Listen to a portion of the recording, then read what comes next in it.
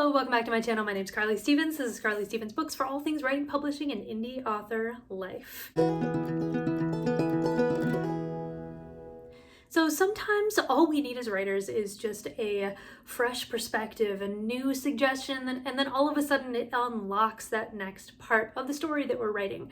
So for this video, I wanted to give you 15 different ways that you can begin a chapter. So if you're sitting there looking at that blinking blank page and you're wondering how to continue, here are a bunch of ideas.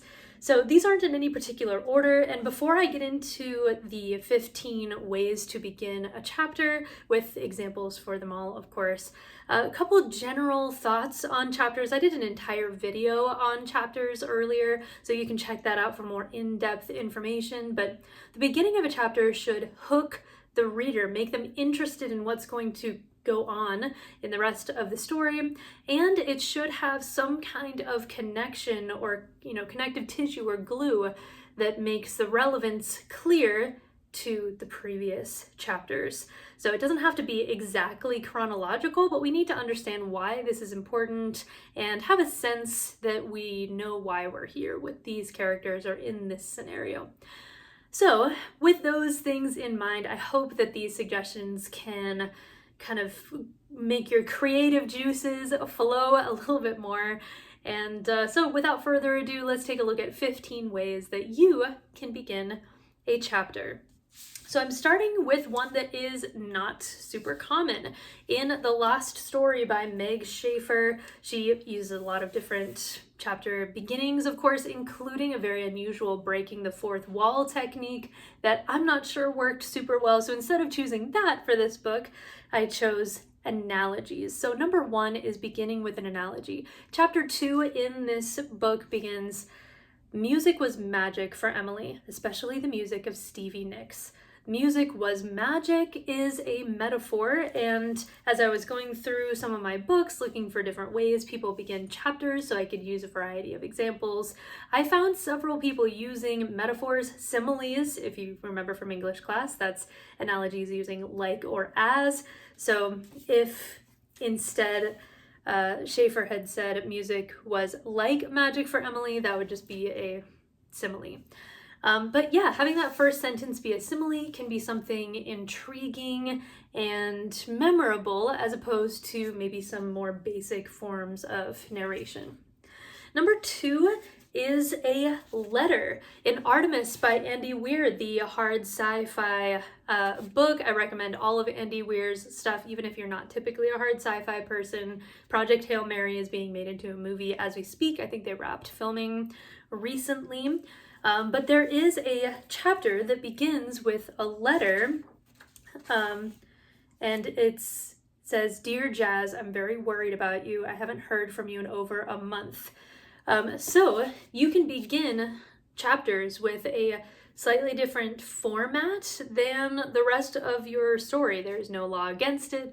This letter format is definitely one that I used in Laertes, a Hamlet retelling, not typically at the beginning of chapters, but certainly as their own scenes to get the information about what was going on in Elsinore when Laertes himself couldn't be there.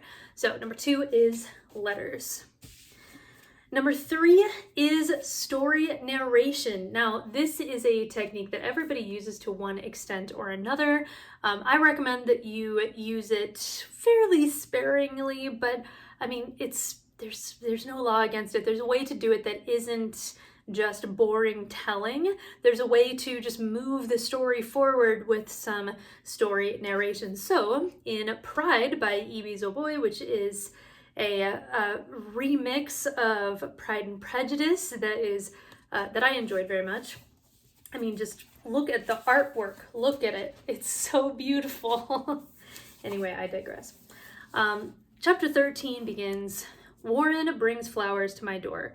Poppy isn't here to see him, and Mama and my sisters are visiting with neighbors down the block.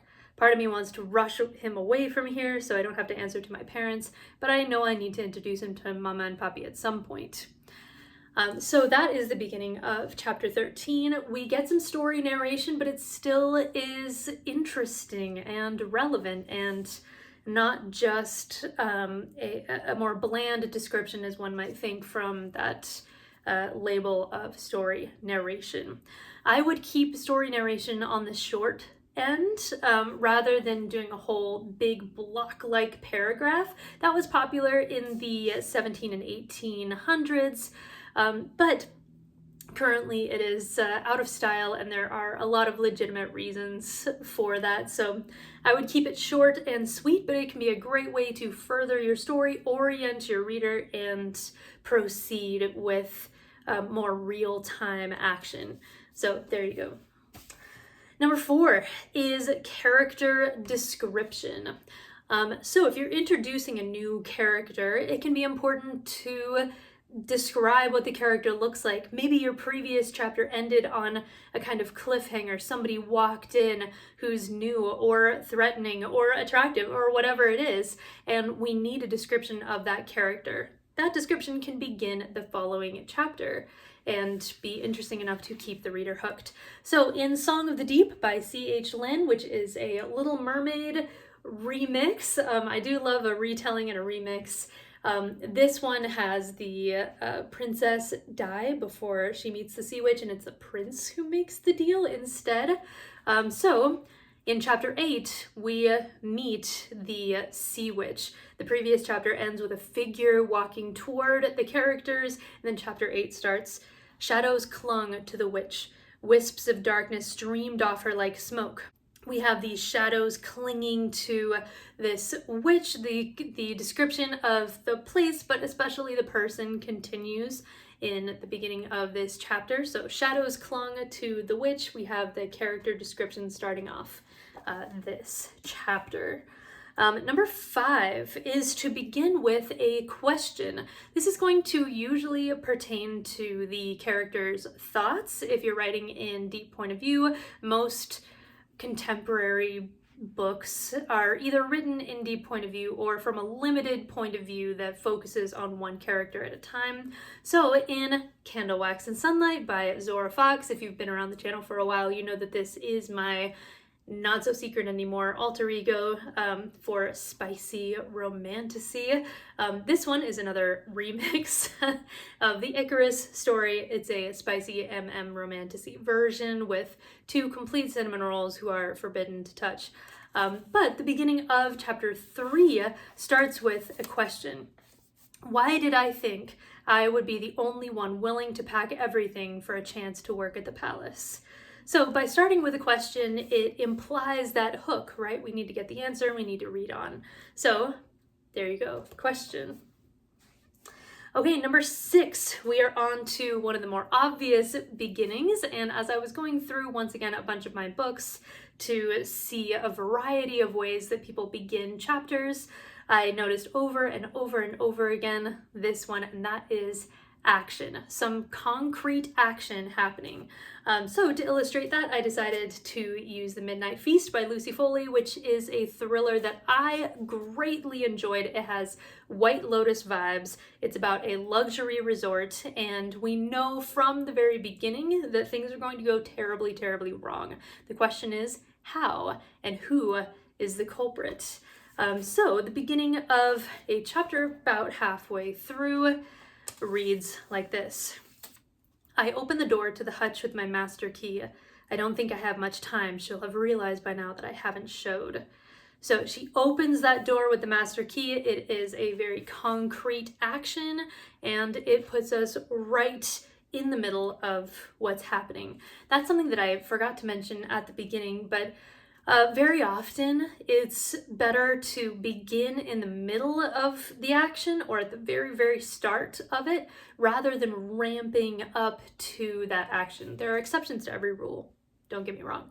But ordinarily, ramping up to the action is going to be potentially boring or include some filler stuff. But if you begin right at the beginning or in the middle, then it's going to keep the audience's attention more. It's going to make your writing and your storytelling tighter as well.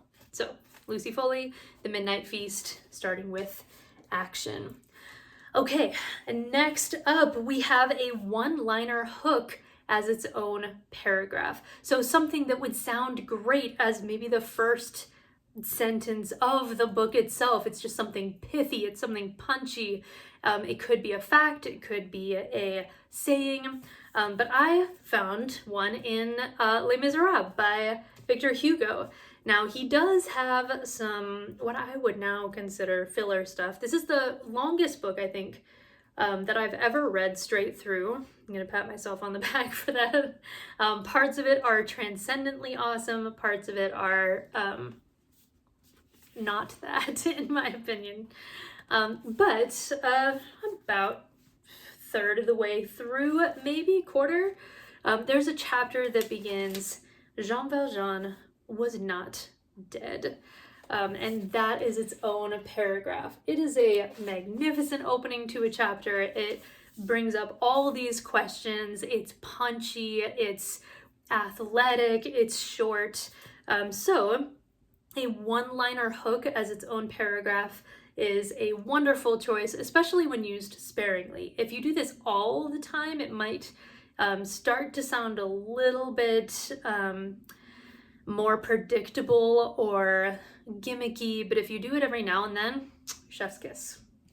Okay, next up is one that is not going to apply to every style of story, as is the case for most of these. But for the right story, this could be a good choice, and that is a disclaimer. So if you're writing the kind of story that breaks the fourth wall or is breaks the fourth wall in some way or other, having a disclaimer at the beginning of a chapter can be an interesting way to go. So, in The Affair of the Mysterious Letter by Alexis Hall, which is an absolute trip of a book, it's a Sherlock Holmes remix with Scheherazade Haas as the Sherlock Holmes kind of figure, and a trans man as the Watson sort of figure who is telling the story of their adventures and such. So it's written in a journalistic format, speaking to the reader directly in places. So the very first chapter begins, "That I must begin these reminiscences with a description of myself and my origins is a necessity that runs contrary to both my character and my upbringing." So we have a disclaimer that continues, by the way, and it is not only a brilliant introduction to the character himself, but also the kind of tone that the story is going to have. It goes on to discuss the incredibly weird world in which it exists, and yet the incredibly proper narrator that we have to guide us through this Lovecraftian mess. Anyway, this is an underrated book in my opinion. It is bonkers, it is really well done. And so a disclaimer might be a good choice if you want to break that fourth wall. There were times when I put in some disclaimers in Laertes, going back to that, not at the beginning of chapters typically, but at the beginning of scenes. I would have, I need to pause, I don't want to talk about this, let me explain something first, that kind of thing, because I did want to break the fourth wall occasionally with this book, even though most of it's just straightforward narration. All right, now this next one you can do with whatever kind of story you're writing, even a historical book, although maybe it wouldn't fit quite as well in something like that, and that is an intriguing sentence fragment. One of my favorite reads of the past 5 years has been The Very Secret Society of Irregular Witches by Sangu Mandana. I just adore this book, and I wish more people talked about it. I know it was pretty popular when it came out, but let's just not stop talking about how delightful this book is and how it is everything that I wanted House in the Cerulean Sea to be. I enjoyed House in the Cerulean Sea, but this, to me, it just hit different. I love it so much. So, an intriguing fragment. Chapter 2 of this story begins, "Witch wanted." And then we get an explanation that is the beginning of an advertisement for a live-in tutor for 3 young witches, must have nerves of steel. And so that intriguing fragment makes us continue on. We need to know what this is in reference to.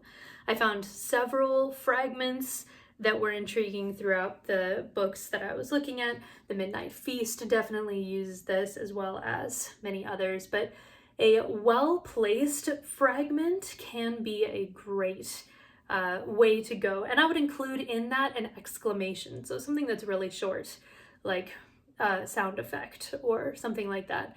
Again, not something that you want to use every chapter, because that will start sounding kind of weird, but it could be a great way to just absolutely kick off your chapter in a really intense way.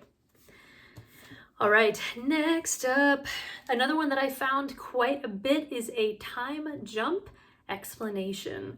A short one, let me be clear, a short time jump explanation. Where are we in time? What has happened so far? And then we can begin. So, Lady Macbeth by Susan Fraser King is a historical retelling, essentially, of Macbeth. This is not the young adult version that recently came out. This one has been out since, oh gosh, I don't know. As I was looking through the style of writing, I was thinking this read more early 2000s or 90s, so this one is 2008. With the traditional Scottish names and things of that kind. Very lofty tone and style. So chapter 21 of this uses that time jump explanation. So it says, "Days onward, as we cut southeast over the hills to home, we heard shouts from the front of our party." So we don't get an exact number of days, but we do know that several days have passed. We do know that they're traveling from here to there, and we start to slowly orient ourselves to exactly what's happening in the moment that we are entering the story. So again, I saw this time jump explanation quite a few times. So a week later, this had happened, that kind of thing. I actually have a whole video on ways to show time passing, because that was something that was a bit of a challenge for me early on my other channel, English Nerd. So how to show time passing. The video is a couple years old now, but the advice is still super relevant. I give lots of examples of ways that you can show time passing. And one of them is to do this very brief explanation just to orient the reader, and then off we go on our adventure or whatever it may be. Okay, next up is setting imagery.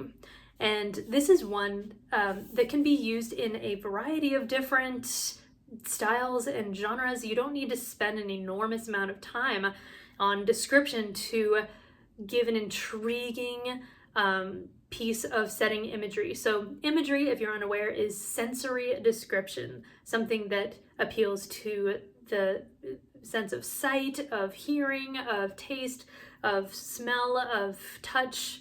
So the first chapter of Where the Crawdads Sing by Delia Owens begins, "The morning burned so August hot, the marsh's moist breath hung the oaks and pines with fog." What a killer first line. Just what a killer first line for a book, but the setting is so visceral. We get the touch imagery with the marsh's moist breath hanging on the pines. We feel that, we see that. And we also feel how the August heat to it. So yes, wonderful setting imagery here to kick off the entire story. All right, next up we have a thought. You probably thought this one would come earlier in the list, but it is not coming earlier in the list. So this can be a direct thought, like something that's italicized, or it can be a more like we know that it is a character's thought, but it's not in that first person present tense that would be required for the italics. If you have questions about that, put those down below, but hopefully that made sense. I chose for my example The North Tower by Michelle N. Haygood. This is a dark fantasy. It's going to be a trilogy. Books 1 and 2 are currently out, and book 3 should be coming out early next year, which I'm excited about. So this is technically the beginning of the prologue, but you know, the prologue is a chapter just like any other. It has some differences, but it's a chapter. So it begins. If the world had corners, this would be the darkest. At least that's what Elizabeth Rose thought. I mean, how lovely. This could fall into that pithy one-liner category as well, but I think it's a good example of beginning with a thought, a direct thought. So there you go, the North Tower, beginning chapters with thoughts. We only have a few more to go, and you've been waiting for this one, I'm sure, and that is dialogue. As I was going through, I found so many chapters that began with dialogue. I regularly do this because it places you immediately into the scene without any sort of preamble, and inherently has this sort of forward motion to it if somebody's speaking. So I chose to illustrate this, Aristotle and Dante Discovered the Secrets of the Universe by Benjamin Alire Science. I should have looked up how to say that beforehand, I'm so sorry. As you can see, this is quite an award-winning book. It's about two teenage boys in New Mexico in the 1980s, and one of them discovers throughout the story that he is gay. He's falling for his best friend. This is not my normal fare. That 80s New Mexico vibe is not really my aesthetic, but I ended up really loving this book. So chapter 7 begins, "There's nothing in your room. There's a bed, a clock, radio, a rocking chair, a bookcase, some books. That's not nothing. Nothing on the walls." I mean, the entire chapter almost is dialogue, which is in itself a bit unusual, but it kicks off with dialogue, and we're immediately into the conversation between the guys. All right, second to last one, and that is a world building fact. Obviously, as most people say, you don't want to info dump about your world. However, it's important that people can see and experience and understand your world. And so by beginning a chapter with a world building fact that is relevant to the character in the moment, that can be a wonderful way to give that piece that is relevant right then, and then continue on with your story. So to illustrate this, I have Lore of the Wilds by Annalise Sabrana. I'm not 100% sure I'm pronouncing that name correctly either. This one's been on my TBR since it came out, and I saw how freaking gorgeous it is. It's an adult romantasy, and I have read a couple pages of it. Full disclosure, I have not read the whole thing. I literally just bought this this past weekend. But I'm going to use it as an example of that world building fact. So chapter 2, I mean, come on now, look how pretty. I can't deal with it. All right, so chapter 2 begins. "From the moment they could toddle, human children were taught to hide when the dark fae ventured down from their mountain keep and stepped through the tree line that surrounded Duskmere." Dun dun dun dun.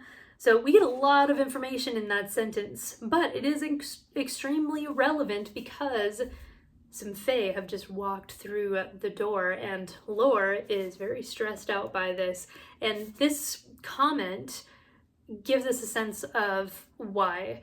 It's almost like starting with a bit of a wide shot, if you were a cinematographer, an establishing shot, if you will, and then going medium, and then going in tight on your main character and giving more of their personal perspective, if that makes sense. And then finally, another slightly out of the box choice for starting a chapter is beginning with an epigraph. An epigraph is a quote from something else, usually, that is kind of by itself, like a little comment before the action begins. Fourth Wing does this in front of every chapter, and so does this book, The Whisperwicks, The Labyrinth of Lost and Found by Jordan Lees. Yesterday, as I'm filming this, the sequel came out, The Trials of Benjamina Creek, which I immediately went out and bought because this dark middle grade fantasy is just a dream and a half. The language is so fresh and the place is so freaky that I can't quite get enough. I think it would have scared me as a kid, but I love it as an adult. So what Jordan Lees does at the beginning of all of his chapters is he will include an epigraph. You see, so it's giving information about the world, but it's so piecemeal that you don't necessarily know how to interpret the information until you see the story in action. But here's an example from chapter 4 in The Labyrinth of Lost and Found, which also comes with gorgeous illustrations. There's like no downside to trying this book. There is no greater gift than a puppet. Our dolls represent the best of us. Imagination, knowledge, friendship. They are our companions and protectors. None of our kind are without a doll. If they perish, so do we. As they are our weapons and defenders, so they are our greatest vulnerability. From A Brief History of Riethenwald, art scholar Colm Wolfsdottir. I mean, that's something else, is what that is. So it can be another way to add to the world building if you are writing fantasy or sci-fi. This can also be a great choice for historical novels as well, just having a little excerpt there at the beginning of a chapter. Lots of ways that you can employ that if you feel that that's a good fit for your story, your style, and what you want to get across. Whew. All right, so there you go. That is 15 different ways that you can start a chapter. I hope that your imagination is more active now as you consider your own story and different ways that you can propel your story forward, make it more layered, make it more action-packed, or whatever the case may be. If you can think of any other ways to start a chapter, this is not a complete list, it's just a big list. Please put those in the comments down below. I would love to add to this list and have it be a little bit more complete for people who are writing and feeling kind of stuck, or they're just beginning and they're not quite sure what ways are okay to begin a chapter. Lots of ways are okay, but it just depends on what's going to be the right fit for that moment in your story. All right, thank you for watching. If you are new here, please subscribe, like the video if you like it. Go to my website, carly-stevens.com, for a few more resources for writers, and I'll see you next time.